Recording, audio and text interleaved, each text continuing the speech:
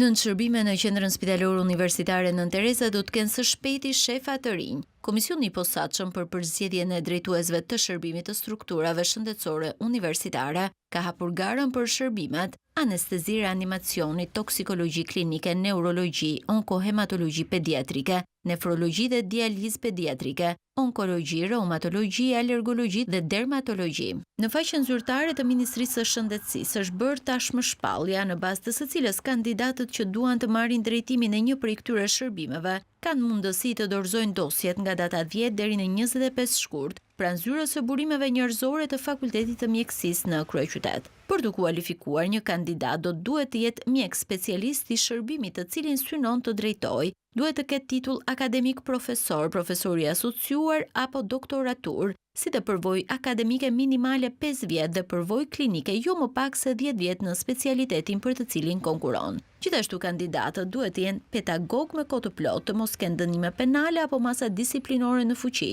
dhe të paraqisin një platformë strategjike 4 vjeçare për zhvillimin e shërbimit universitar. Lista e kandidatëve të kualifikuar do të publikohet pas shqyrtimit të dokumentacionit në faqen zyrtare të institucioneve përkatësa.